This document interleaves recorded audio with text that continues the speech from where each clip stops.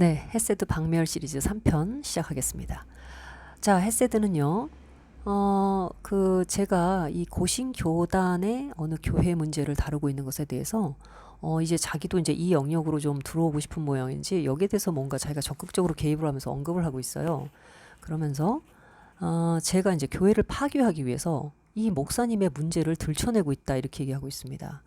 자, 우선 첫 번째, 저는 이 교회 문제에 대해서 저의 지인이 개인적으로 연락을 주셔서 알게 되었습니다. 그것을 제가 영상 1편에서 이미 밝혔죠.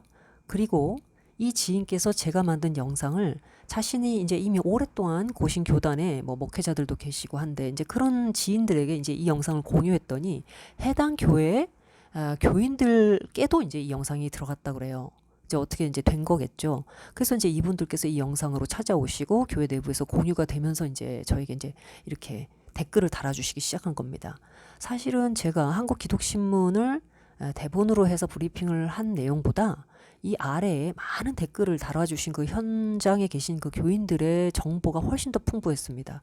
그래서 제가 더 교회 상황을 좀 면밀하게 알게 됐죠. 사실 저는 이렇게 기독신문 같은 경우는 딱 이렇게 건조하게 보도자료처럼만 나오지만 좀 더 생생한 교인들의 이야기를 들을 수 있었습니다. 그래서 제가 이제 2편을 찍게 된 건데요. 1편의 경우에 분명하게 제가 이제 그 설명을 이제 배경을 드렸었고, 자, 2편 같은 경우는 썸네일을 제가 어떻게 잡았느냐. 몰래 먹는 떡이 맛이 있다 하는 도다. 잠언서 9장 17절을 이제 내용으로 했습니다. 그런데 이제 이영근 저 남자애가 원래 조금 아이 수준이에요. 저 남자애는. 근데 이제 제가 하는 얘기가 뭐냐면 몰래 먹는 떡이 맛이 있다 하는 도다. 이 구절에 대해서 굉장히 막 무슨 뭐래도 본 것처럼 아주 절레절레 하면서 그게 무슨 뜻이냐는 식으로 예, 아주 뭐 이렇게 그래요. 아주 웃기는 제스처죠. 아니, 잠언서 9장 17절이 제가 없는 걸 지어냈습니까? 성경 구절이에요. 아니면 세상에 없는 어디 다른 음담패설을 제가 뭐 적어놨습니까? 성경 구절이에요.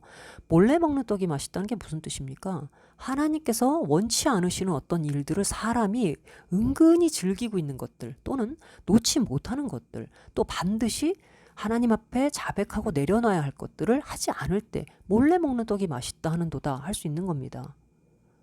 이런 죄에 대해서 이영근 씨 자신은 한 번도 뭐 지어보지 않은 것처럼 이 구절이 마치 어머 무슨 저런 말을 해 뭐 이런 식으로 행동을 하는 거예요. 우습죠?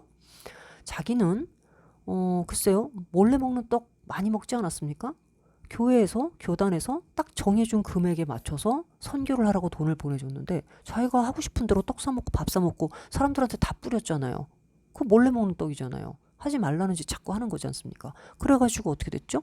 GMS 방콕 지부에서 우리 이 사람 더 이상 선교사로 인정할 수 없고 이 사람 교육시킬 수 없으니까 당장 데려가라 이러고 난리법석을 쳤죠.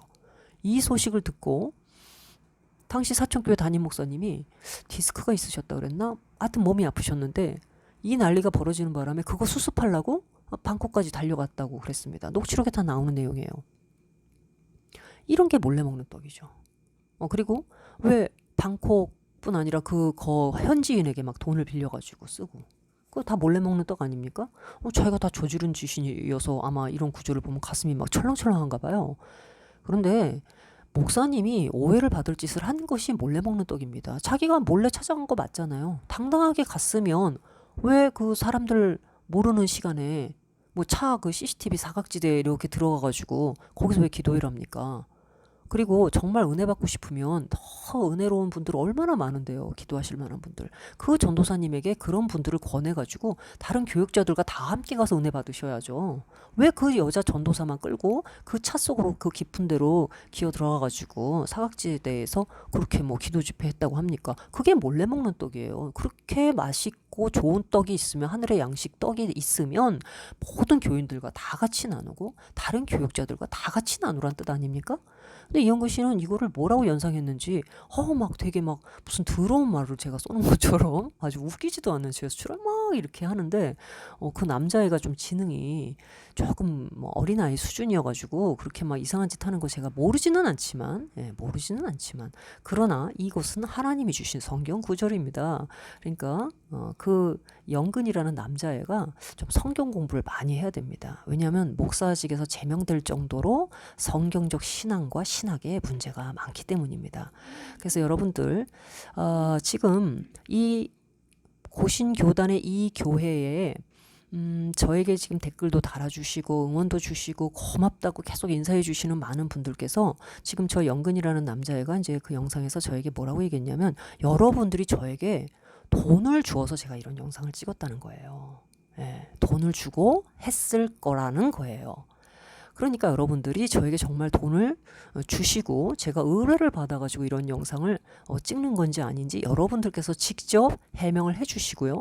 만약에 그런 부분에 대해서 분명하게 저 남자애가 하는 말에 대해서 여러분들이 이건 진실이 아니다 하신다면 여러분들 손으로 처리를 좀 해주셔야 될 것 같습니다. 물론 저도 가만히 있지는 않을 겁니다. 그러나 우리는 교회를 정말 지키기 위해서, 교회가 목사님 한 사람만의 것이 아니죠. 우리 모두가 거듭난 성도입니다. 왕 같은 제사장이라고 그랬습니다. 그래서 목사님도 잘못된 게 있으면 하나님 앞에서 자복하고 회개하고, 또 그런 모습을 보면서 성도들이 우리 목사님은 잘못하면 바로 즉각 사과하고 하나님 앞에 회개함으로써 우리에게 늘 그렇게 하라고 가르쳐 주신 그 본대로 하시는 분이구나, 이걸 알 때 교회가 다시 한번 새롭게 비온 뒤에 땅이 굳어질 수 있는 거예요. 그러나 원로 목사님께서 그 목사님에게 그렇게 타이르셨다고 하잖아요. 저 여자 전도사부터 그래도 일단 사임을 시켜라, 뭔가 정리를 해야 된다. 그리고 자네는 기도원에 가서 기도해라. 하나님께서 성도들의 마음을 풀어줄 때까지, 그리고 뭔가 할 수 있을 때까지, 정리가 될 때까지 그래도 기도해야 된다. 이렇게 권면을 어른이 해주시면 들어야죠. 그 교회를 27년이나 앞서 인도해 오신 그 목사님께서 그렇게 당황스러운 상황에서 그래도 후배 목사이자 이제 후임 목사를 어떻게든 보듬기 위해서 그렇게 말씀을 하셨으면 들어야지.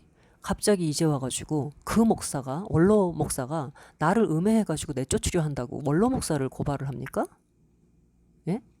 그러니까 이거는요, 이영근이라는 저 남자애가 자신을 길러준 파송교회 목사님을 오히려 처받으면서 당신 아들 죽은 사망보험금 나한테 왜 안 주냐라고 했던 패륜적 행각과 똑같은 거예요. 똑같은 패륜적 행각입니다. 마찬가지로 원로 목사님께서 27년을 지켜온 교회에 와가지고 이렇게 1년 정도 돼서 난장판을 피우면서 여자 문제를 가지고, 여자 문제도요, 뭐 정말 이제 여자 문제가 뭐 그것이 기든 아니든 간에 여자가 개입되어 있다는 건 맞는 겁니다. 여자가 개입되어 있잖아요.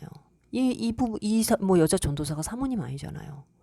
그렇기 때문에 당연히 원로 목사님 마음에 얼마나 침통하겠습니까? 어떻게 가꾸고 견디면서 사랑하면서 키워온 교회인데, 이게 주님의 교회인데, 내가 나중에 주님 앞에 가서 심판받고 판결받을 그 사역의 열매인데, 이제 후임 들어온 지 얼마 되지도 않은 사람이 벌써 여자 문제 일으켜가지고 교인들 사이에서 두 패로 나뉘어서 싸우고 울고 서로 고소하고 찢는데, 그래도 어떻게든 해결해 보려고 기도원으로 올라가라고 이렇게 얘기했으면 거기서 아멘하고 조용히 자숙해야죠. 근데 어디 내려와가지고 저 원로 목사가 지금 우리를 음해하고 있다, 그것도 여자 전도사가 앞서서 먼저 그런 유인물을 뿌리기 시작했다면서요. 저는 댓글로 봤습니다.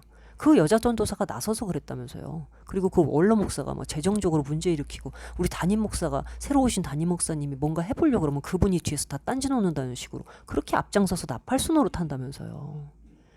이런 교회예요 지금. 근데 이영근 저 남자애는 자기를 키워준 바로 그 담임 목사님의 돌아가신 아들의 사망보험금을 요구할 정도 수준의 폐륜적인 어떤 그런 사상을 갖고 있는 사람이기 때문에 지금 이 교회 원로 목사님이 그런 식으로 지금 이 후임 목사에게 당하고 있는 거를 자기는 당연하다고 생각할 거예요. 왜? 플레비언이 이기고 싶어서.